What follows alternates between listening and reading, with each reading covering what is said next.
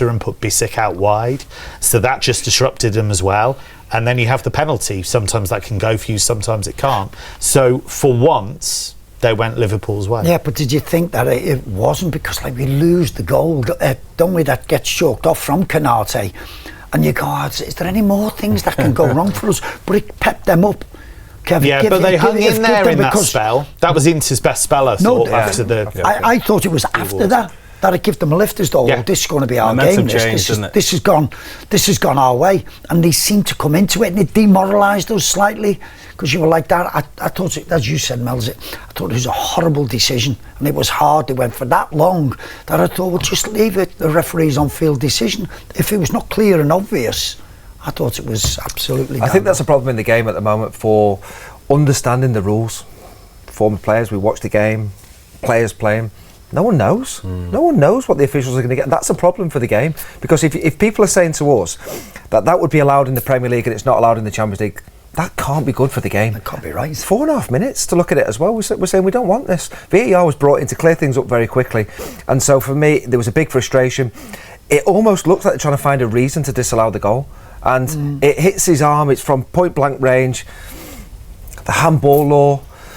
It's just a real big, confusing, frustrating point. And I'm glad we scored, because we'd have been looking back on that and going, what might have been, although a point would have been a decent point. I know you'll probably do it on the analysis show tomorrow, but that's meant to be an exemption from the rule if you head it against the teammate's arm, even if it's outstretched.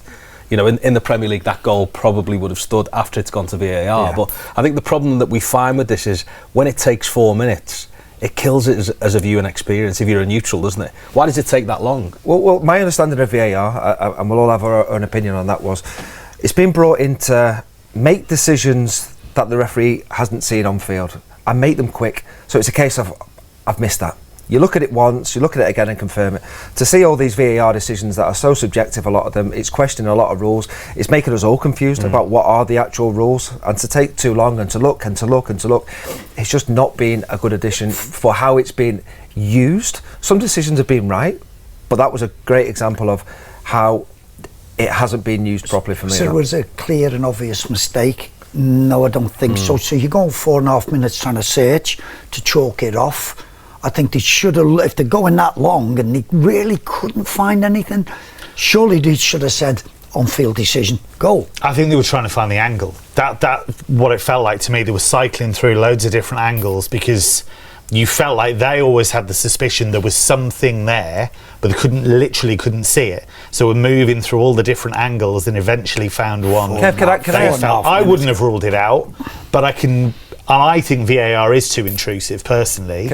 Can I ask you, because you watch a lot of European football, and it was doing my head in tonight, I'll be honest, the amount of Inter Milan players that were crowding around the referee. Now it's been stopped in the Premier League. It's the captain that goes up, and Martinez was behaving like Bruno Fernandes at times, around the referee. But his teammates were around the referee all the time, as if that's acceptable. We've come to accept you're not allowed to do that in the Premier League. So is that quite a normal thing to see? Not always. I think, Martinez as the captain has that right to do that, but you're right. They were crowding the referee at times. Who did they want to get sent off? Was it Curtis Jones? Curtis Jones to be sent off. Yeah. So, you are going to get that from time to time. I don't think it's a blanket thing. I think in Germany, for example, the idea is supposed to be, and this is what we've been told in seminars before the season started, the captain speaks. Anybody else, if they push it too far, they'll get the yellow card.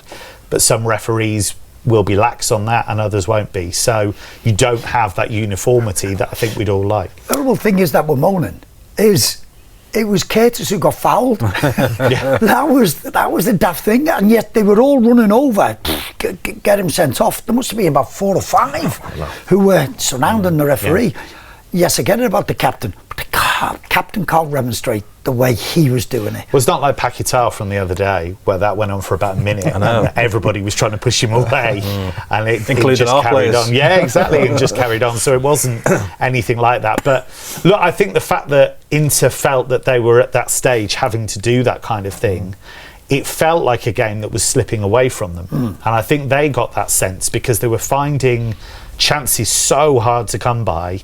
weren't able to progress the ball forward as quickly as they would usually like. They'd abandoned that high press completely, I felt, and were trying to hit on the counter instead. So that comes from a really energetic, solid away performance. Let's take a look at how the rest of the evening went as well around Champions League. We'll also take a look in a second as to how this affects Liverpool going forward. But mixed night in Europe, therefore, for the English teams: Atalanta 2, Chelsea 1. João Pedro opening up the scoring there. Spurs 3, Slavia Prague 0. And of course, Liverpool face Spurs in a couple of weeks. They are turning up the heat a little bit, aren't they? You know about tonight: Barcelona 2, Frankfurt 1. PSV 2, Atletico 3, and that team that nobody can pronounce apart from Kev, Hatchard 2, Marseille 3. Go on. Union Saint-Gilloise? Yeah, I was going to say that. Monaco 1, Galatasaray 0.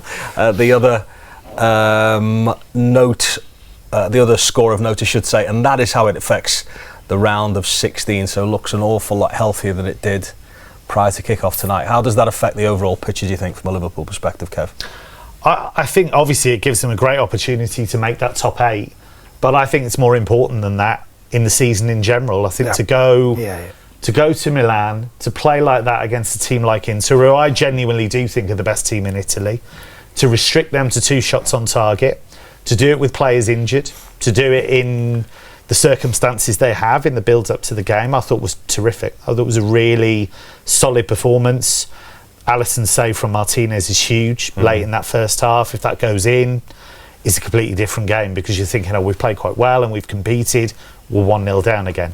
But actually, to get to half-time at 0-0 and then to build on that in the way they did, that's the classic away performance from a top team. And I think it will make other top teams in Europe think, oh, OK, maybe they're not as wounded as we thought. Yeah. I think that's a good point, because we've beaten Inter away.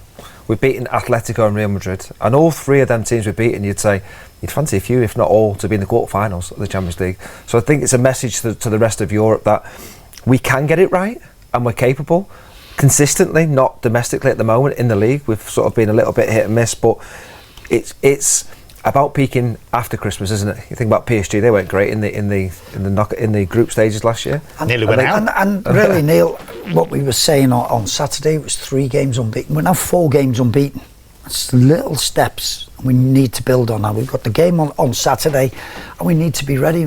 Because that's what's expected of them. So fantastic results. Just let's keep it going. Let's take a look at the stats as well for tonight, which will show Liverpool's baby steps, but also the dominance in there as well. More shots for Liverpool tonight, you will notice, and it was nothing to pick between the 2 teams in terms of possession. So they are the telling statistics on a night like this. Just 1 goal in it. Yeah, Inter couldn't control the game in the way they would have wanted to. I thought Thuram wasn't able to impose himself physically in the way that he'd normally like to do. As we say, Çalhanoğlu went off early. That stopped Inter being able to control things in the way that sometimes they might. And I do think they found it increasingly difficult as the game wore on. Yes, Martinez has that shot that goes just wide of the far post. But again, he's having to work incredibly hard just to get that shot away. So, again, a really controlled performance with a lot of really encouraging game management. I think sometimes when you go behind and you're chasing a game all the time, it becomes chaotic. It becomes really difficult to actually have any kind of control in the game at all. I thought the way Liverpool managed the game in chunks as it went on, I thought was really impressive. It's interesting there, Curtis Jones, all those stats on Curtis, that's quite obvious to me how influential he's become. I thought he was our man of the match against Leeds. I thought he was impressive. I know a lot of people about Dominik, but I thought Curtis Jones was, and tonight he's done it again. You look at those stats and what he's brought to the game.